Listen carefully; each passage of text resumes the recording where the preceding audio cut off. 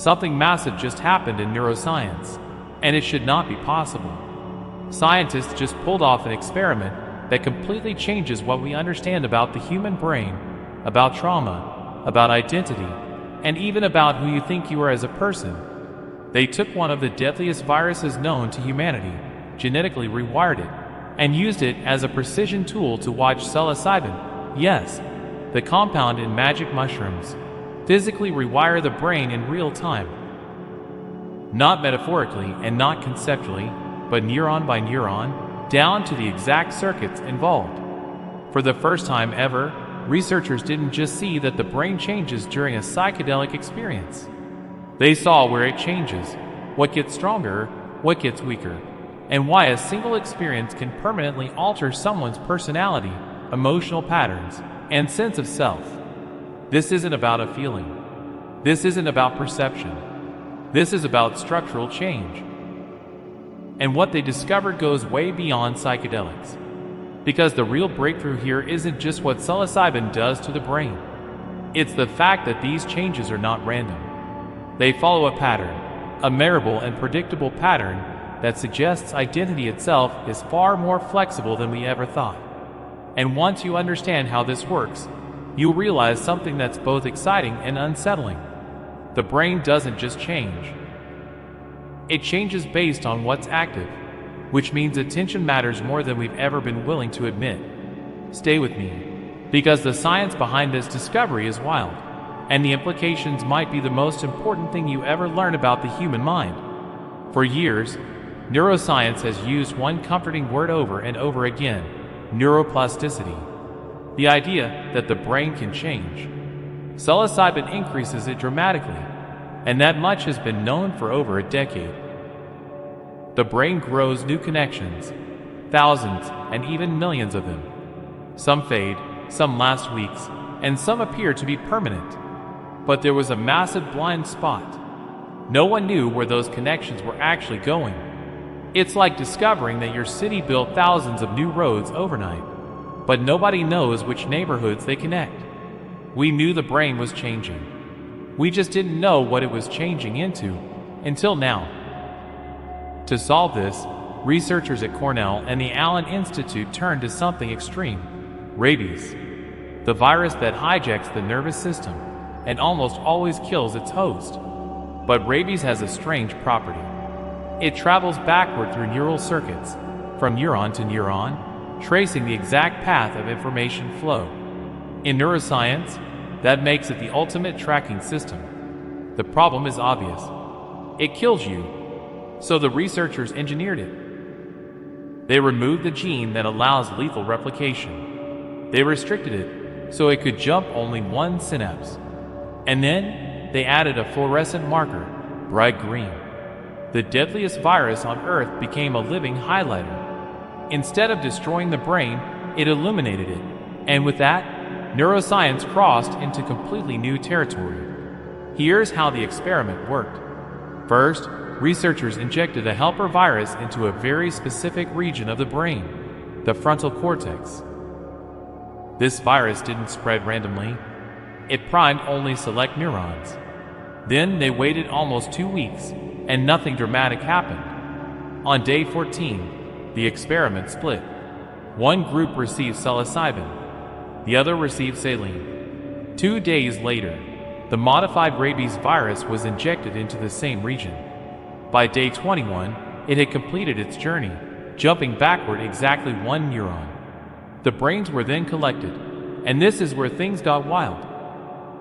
Using light sheet microscopy, the researchers sliced each brain into impossibly thin layers. Every slice was photographed, producing millions of images. They counted over 500,000 neural inputs per brain, mapped across 316 brain regions. For the first time ever, scientists weren't guessing. They were watching how transformation actually happens. And what they expected to see didn't happen. They expected randomness and chaos. Instead, they found order, a pattern so precise that chance was statistically ruled out. This wasn't random neuroplasticity. It was directed change. Some neural connections grew stronger by over 10%, which is enormous in the brain. and every strengthened connection had something in common. They were sensory, including vision, touch, movement, and spatial awareness. Psilocybin didn't turn the brain inward. It rewired it back into the world. That's why reality feels brighter, why colors pop, and why the world feels new. It's not poetic language. It's circuitry. But while those connections strengthened, others weakened, and this is where the story becomes unsettling. Connections tied to fear, memory, anxiety, and self-narrative dropped by as much as 15%. These included the amygdala, the hippocampus, the insula, and the orbitofrontal cortex. These are the systems that create you. Your worries, your expectations, and your emotional habits. Psilocybin didn't erase them. It turned the volume down. And when the old story quiets, something else can form. Here's the part of the study that changes everything. The researchers decided to go one step further. During a psilocybin session, they intentionally shut down one specific brain region. They chemically silenced it.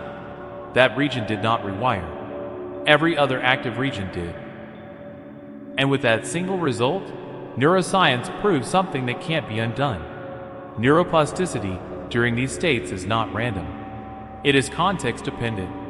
Your brain strengthens what is active, and it weakens what is quiet, which means this isn't just healing, it's training. Think about what that implies.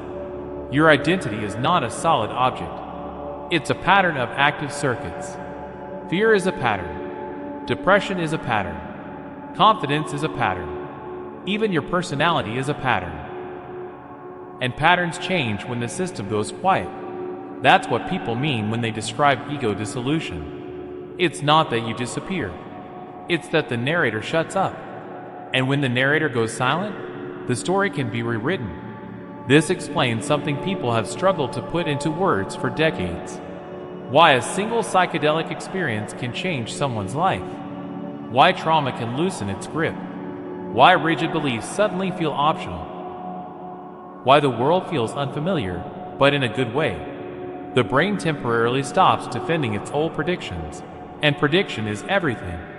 Your brain is constantly guessing what will happen next, who you are, what to expect, what's dangerous, and what's possible. Those guesses harden into identity. Psilocybin interrupts that process. But here's where the emotional spike hits. If identity can change, then it was never as permanent as it felt. That's liberating and terrifying. Because if the self can loosen, then it can also be shaped.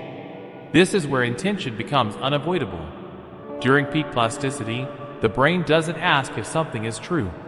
It asks if it's present. Whatever holds attention gets reinforced. Whatever fades from awareness weakens. This applies to thoughts, beliefs, emotions, and even social context. The brain records experience, not morality. That means transformation is not automatically positive. It's directional. And direction depends on environment. Who's there, what's emphasized, and what meaning is suggested. This is why context matters more than chemistry, and why ancient cultures surrounded these states with ritual and guidance. They understood something we forgot. An open mind is not automatically a free mind. It's an influenceable one. This study doesn't invent that truth. It proves it, neuron by neuron. And that's where responsibility enters the conversation. Because the same mechanism that allows healing also allows manipulation. Whoever controls attention during these windows controls what gets strengthened. That's not speculation. That's data. This is the moment where hype collapses into reality. Psilocybin is not a miracle. It's an amplifier. It amplifies whatever is present when the brain is open. Fear can be amplified. Wisdom can be amplified. Narratives can be amplified. The substance doesn't decide. The context does. So the real breakthrough here isn't about mushrooms. It's about consciousness itself. The brain is not a static object. It's a process. And processes can be guided. So here's the real takeaway from this study. Not the headline version, and not the hype version, but the uncomfortable and honest one. Your brain is always changing, but most of the time it's changing slowly, quietly, and automatically. Past experiences reinforce past patterns. Old fears predict new threats. Yesterday keeps teaching tomorrow how to behave. That's normal. What psilocybin does is interrupt that momentum. It creates a window where the brain relaxes its grip on certainty. And when certainty loosens, new patterns can form. That's why trauma can soften. Trauma isn't just memory, it's expectation. The brain learns what to anticipate: danger, rejection, and loss, and it builds identity around avoiding those things.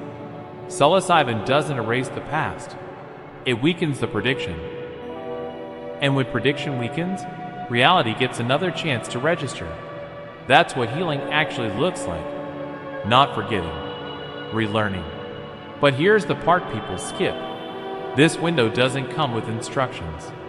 The brain doesn't automatically choose the healthiest option. It chooses what's present. That's why attention matters more than intention. You don't become what you want to become. You become what you experience while the system is open. This is where the study becomes less exciting and more important, because it shows that consciousness isn't a thing you have. It's a process you're inside of, and processes respond to input. Silence one circuit, and it weakens. Activate another, and it grows. That applies to fear, to confidence, to self-image, and to belief. This isn't spiritual language. It's measurable. So if identity is flexible, then responsibility shifts. You're no longer just asking what happened to me. You're asking what am I reinforcing? Because reinforcement happens whether you're aware of it or not. This is why this discovery is both hopeful and dangerous. Hopeful because it means people aren't broken. Dangerous because influence suddenly matters a lot more than we're comfortable admitting. An open mind isn't automatically a wise one. It's a writable one. And this doesn't just apply to psychedelics. It applies to life, media, social environments, belief systems, fear cycles. Plasticity doesn't disappear. It just spreads out. This study didn't invent a new mechanism. It exposed one we've always lived inside. So here's the grounding truth. You don't need to change who you are overnight. You don't need a dramatic experience. You just need to understand this. Whatever consistently holds your attention slowly becomes structure. And whatever becomes structure eventually feels like you.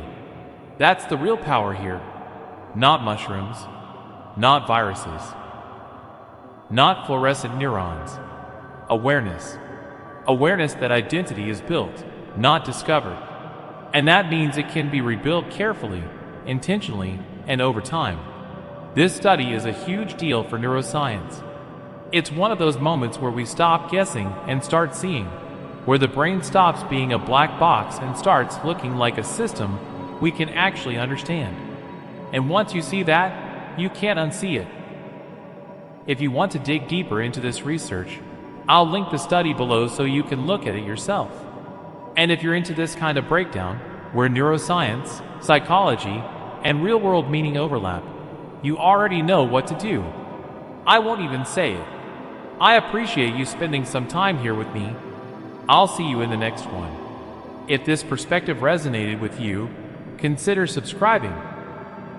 This channel is for people who like to question deeply, think clearly, and understand themselves on a deeper level.